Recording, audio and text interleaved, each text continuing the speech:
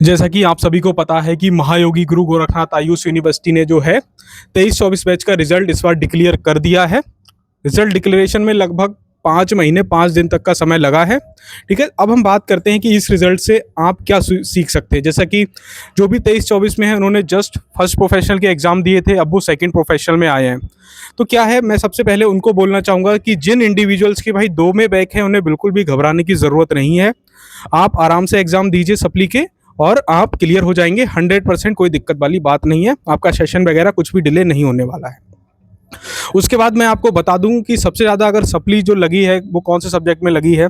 सबसे ज़्यादा सप्ली जो है पूरे यूपी में अगर हम बात करें, सबसे ज़्यादा सप्ली है जो संस्कृत के अंदर आई है, क्योंकि एक तो संस्कृत का पेपर भी टफ था और इस बार मार्किंग भी टफ हुई है।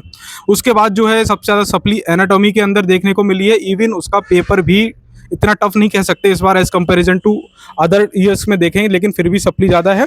और काफ़ी सप्ली जो है फिजियोलॉजी के अंदर भी आई है। ठीक है, और समिता और पदार्थ में इस बार सप्ली कम है, जो कि 21 बैच के टाइम पे सबसे ज़्यादा सप्ली किस में आई थी, समिता और पदार्थ के अंदर देखने को मिली थी। तो आप इससे अब क्या सीख सकते हैं। देखिए, सबसे पहले तो मैंने आपको बताया कि जो किसमें 1 या 2 सब्जेक्ट में फेल है उनको कोई दिक्कत वाली बात नहीं है। एग्ज़ाम दीजिए, 100% क्लियर हो जाएंगे। लास्ट के जो भी 8-10 महीने बचेंगे उसमें अगर आप दम लगा के पढ़ेंगे तो सेकंड प्रोफेशनल भी टाइम पे क्लियर कर लेंगे। अब बात आती है कि ऐसे इंडिविजुअल जिनकी 3 में सप्ली है या 3 से ज़्यादा में है, तो ऐसे इंडिविजुअल का देखिए, सबसे पहले तो आप 6 महीने पीछे हो गए हैं, यानी कि मेन एग्ज़ाम जो है आप अपने बैच के साथ नहीं दे पाएंगे। जबकि आपका मेन एग्ज़ाम, जब भी आपका बैच जो है मेन एग्ज़ाम देगा उससे 6 महीने बाद, यानी कि जब आपका जो बैच है वो सप्ली के एग्ज़ाम दे रहा होगा, उस टाइम आपके मेन एग्ज़ाम हो रहे होंगे। तो ये इतनी बात है। तो मैं उन लोगों को ये सजेस्ट करना चाहूँगा जिनकी 3 में सप्ली है या 4 में है या 5 में, तो ऐसे लोग को भी इतना टेंस नहीं होना है। देखिए, इसमें हो सकता है कि आपकी भी कुछ गलती रही हो और ऑब्वियसली यूनिवर्सिटी की भी कुछ ना कुछ गलती रही है, क्योंकि जिनकी 3 में है उनमें से कुछ इंडिविजुअल ऐसे होंगे जिनको 1 नंबर से फेल कर दिया है, 2 नंबर से फेल कर दिया है। इसमें क्या है, ऐसा हो सकता है भाई एग्जामिनर का मूड अच्छा ना हो या आपने वे ऑफ प्रेजेंटेशन भी अच्छा ना रहा हो, तो बहुत से फैक्टर्स डिपेंड करते हैं। अब बात आती है कि आपको सेकेंड ईयर में क्या गलती नहीं करनी है। देखिए, सेकेंड ईयर में ये गलती नहीं करनी है कि आपको मार्किंग जो स्कीम है वो फॉलो नहीं करनी है, पूरा सिलेबस पढ़ना है।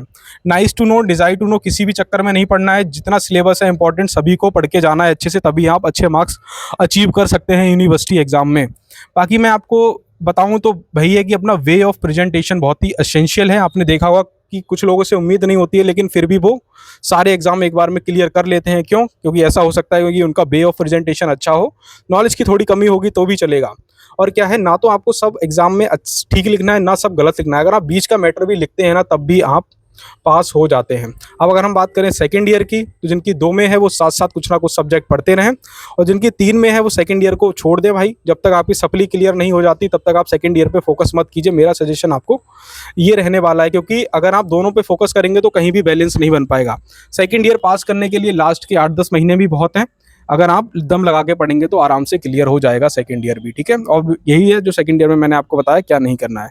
सेकंड ईयर में सबसे ज़्यादा आपको ध्यान देने की ज़रूरत है वो है रसशास्त्र के अंदर, उसके बाद द्रव्य गुण का पेपर 2, और उसके बाद स्वस्थ वृत्त का पेपर भी काफ़ी टफ हो जाता है। और रोग निदान की जो सेकंड पेपर है उस पर भी ध्यान देने की आपको ज़रूरत रहेगी, क्योंकि जो भी सेकंड ईयर का सिलेबस है उसमें आप कुछ भी लिख के आएंगे तो ऐसा नहीं चल पाएगा। ठीक है, तो जब भी आपकी सप्ली क्लियर हो जाती है तो आप सेकंड ईयर पे ध्यान दें, और बाकी जो लोग क्लियर हैं उनके लिए मेरी तरफ से बहुत बहुत बधाई। ठीक है, बाकी आप कुछ कर नहीं सकते, यूनिवर्सिटी ने रीवैल्यूएशन आदि का सिस्टम भी बंद कर रखा है, तो आप इस पर कुछ भी नहीं कर सकते, बस जो दिया है उसको मानना ही पड़ेगा।